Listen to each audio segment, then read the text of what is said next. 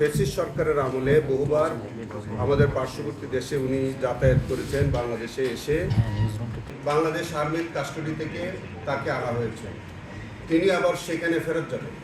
আমরা যেদিন যেদিন তাকে জিজ্ঞাসাবাদ করব, আমরা সেখান থেকে রিকুইজিশন দিয়ে তাকে আমরা নিয়ে এসে জিজ্ঞাসাবাদ করে আবার সেখানে রাখবো। আপনারা জানেন যে মাসুদউদ্দিন চৌধুরীকে আমরা সেই মিস কেসে গ্রেফতার করেছিলাম।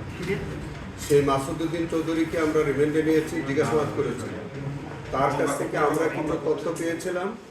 তারই সূত্র ধরে আমাদের ইনভেস্টিগেটিং অফিসার তিনি যখন ইনভেস্টিগেশন করতে গেলেন, তখন তার সাথে এবং তার পিএর সাথে জনিত ঝন্টু নামে একজন ব্যক্তির কথোপকথনের সূত্র পাওয়া গেল।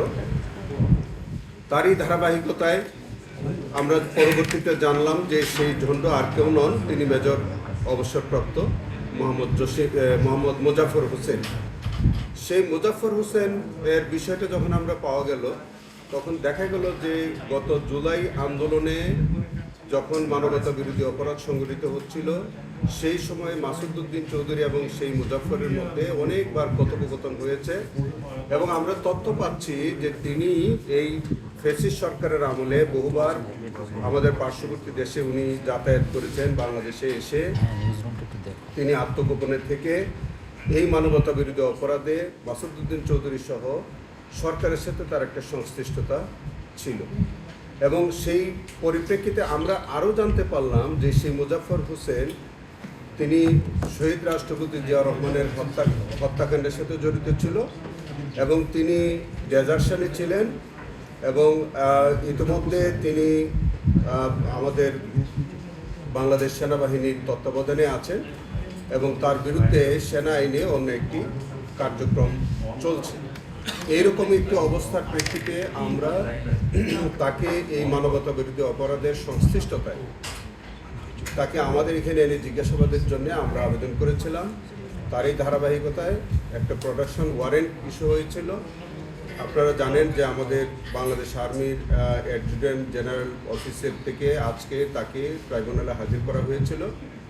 ট্রাইব্যুনালে হাজির হওয়ার পরে আমরা একটি আজকে নতুন করে দরখাস্ত দিয়ে বলেছি যে তাকে জিজ্ঞাসাবাদ করা প্রয়োজন এবং আমরা 2 দিনের জন্য তাকে, এটাকে আপনার রিমান্ড বলেন অথবা সেম ভাবে জিজ্ঞাসাবাদ যে অর্থেই বলেন, তাকে ইন্টারোগেশন আমাদের আইনে যেভাবে বলা আছে তাকে ইন্টারোগেশনের জন্য সেই আবেদনের পরিপ্রেক্ষিতে আজকে মাননীয় ট্রাইব্যুনাল তাকে 2 দিন জিজ্ঞাসাবাদের জন্য আমাদেরকে অনুমতি দিয়েছেন। আমাদের ট্রাইব্যুনালের ইনভেস্টিগেটিং অফিসার তার সুবিধা মতো তিনি যে কোনো সময় পরপর 2 দিন তিনি জিজ্ঞাসাবাদ করতে পারেন অথবা তিনি একদিন করেও জিজ্ঞাসাবাদ করতে পারেন। সেই জিজ্ঞাসাবাদের পরে প্রাপ্ত তথ্যের ভিত্তিতে আমাদের প্রয়োজনীয় পরবর্তী কার্যক্রম গ্রহণ করা লাগে না। আমরা একটা মিস কেস ফাইল করি, আমরা যখন কাউকে সন্দেহ করি যে তিনি মানবতা বিরোধী অপরাধ অথবা যে কোনো অপরাধের সাথে আমাদের এই ট্রাইব্যুনালের ইখতিয়ারাধীন কোনো মামলায় বা কোনো ঘটনার সাথে তার সম্পৃক্ততা আছে, তখন আমরা একটা মিস কেস ফাইল করি। সেই মিস কেসে আমরা জিজ্ঞাসাবাদের জন্য আমরা তাকে গ্রেফতার করতে পারি। আমরা সেই প্রক্রিয়ায় তাকে গ্রেফতার করেছি। আজকে তাকে আমরা জিজ্ঞাসাবাদ করব এবং জিজ্ঞাসাবাদ করার পরে যদি তার বিরুদ্ধে সুনির্দিষ্ট অভিযোগ প্রমাণিত হয়, তখন তার বিরুদ্ধে এই মানবতা বিরোধী অপরাধের কোন ঘটনায় আমরা তার বিচারের সম্মুখীন করছি সেটা তখন বলা যাবে। এবং 6 জন আরও এই মামলায় সন্দেহভাজন আছে, এখন কিন্তু সেই 6 জনকে আপনারা গ্রেপ্তার করতে পেরেছেন। সেই কারণে আপনার কাছে যেহেতু আরও 6 জন সোর্স আপনার কাছে আছে, আমরা আপনার সাহায্য চাইব, সহায়তা চাইব এবং আমরা মনে করি যে মাসুদুর রহমান সাহেব তিনি আমাদেরকে এই বক্তব্য দিয়ে আমাদেরকে সহযোগিতা করবেন।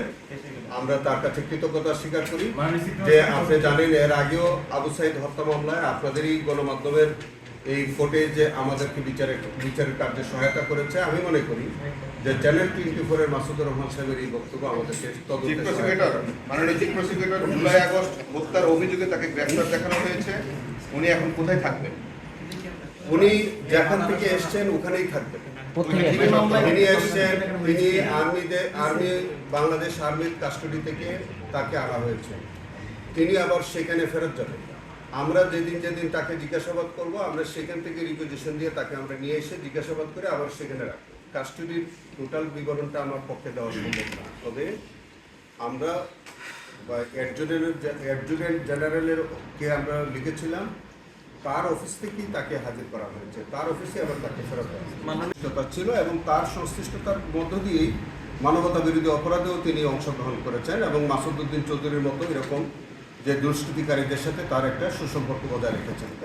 সেকেন্ডলি হচ্ছে আপনি যেটা বলছেন যে সেখানে বা আমাদের মিলিটারি লতে কোর্ট মার্শালতে যে বিচারটা হবে সেই বিচারের সাথে আমাদের কিন্তু কোনো সম্পর্ক নাই, কোনো কনফ্লিক্টও নাই। আমাদের ইনভেস্টিগেশনটা হচ্ছে মানবতা বিরোধী অপরাধ সম্পর্কিত। তিনি গত 16 বছর যে কর্মকাণ্ডের সাথে সম্পর্কিত সেই অংশটা আমরা ইনভেস্টিগেশন করি। আর তার যে হত্যাকাণ্ডের ঘটনাটা এটা হচ্ছে 1981 সালের ঘটনা।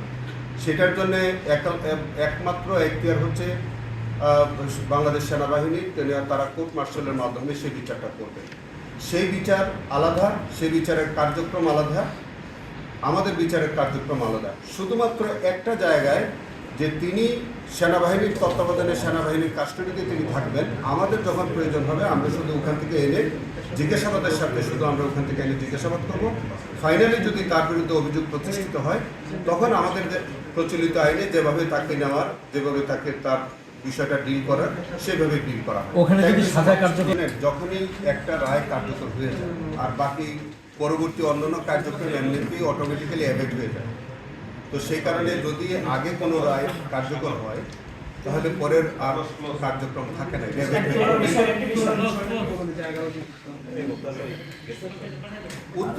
উত্তরার তো আমরা দেখেছেন ইতিমধ্যে জয় এবং পলক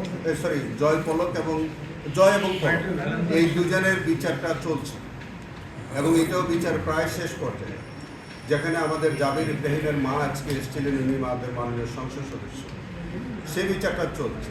আমাদের অন্য একজন আমাদের শহীদ মুগ্ধ, যিনি আমাদের আবেগের, সেই মুগ্ধের বিচার কাজ আমাদের ইতিমধ্যে শুরু হয়েছে, চার্জশিট শুরু হয়ে গেছে। এছাড়া আরও যে হত্যাকাণ্ডগুলো হয়েছে এবং অন্যান্য যারা পারপেট্রেটর যারা এটার সাথে সম্পৃক্ত তাদের বিরুদ্ধে ইনভেস্টিগেশন আমাদের চলমান। সেটাও যখন ইনভেস্টিগেশন রিপোর্ট কমপ্লিট হবে তাদের বিরুদ্ধে আবার আলাদা রিপোর্ট সাবমিট হবে। এখানে যারা শহীদ হয়েছেন, পঙ্গুত্ব বরণ করেছেন, যে সব মানবতা বিরোধী অপরাধ সংঘটিত হয়েছে, সারা বাংলাদেশের একটা গণমানুষের দাবি হচ্ছে যে এই জুলাই আন্দোলনে যারা শহীদ, যারা পঙ্গুত্ব বরণ করেছে সেগুলোর মানবতা বিরোধী বিচারগুলো যাতে অগ্রাধিকার ভিত্তিতে হয়। আমরা সেই লক্ষ্য নিয়ে আমরা জুলাই আন্দোলনের শহীদদের বা ওই মামলাগুলোকে আমরা প্রাধান্য দিয়ে আমরা তদন্ত কাজ শেষ করার চেষ্টা করছি। আমার আশাবাদটা আমি ব্যক্ত করেছি যে আগামী 1 বছরের মধ্যে আমরা চেষ্টা করছি যে যাতে জুলাইয়ের সম্পর্কিত যে মানবতা বিরোধী অপরাধগুলো হয়েছে সেটা আমরা যে কোনো মূল্যে আমরা ইনভেস্টিগেশন শেষ করব এবং বিচারের সম্মুখীন আমরা করব।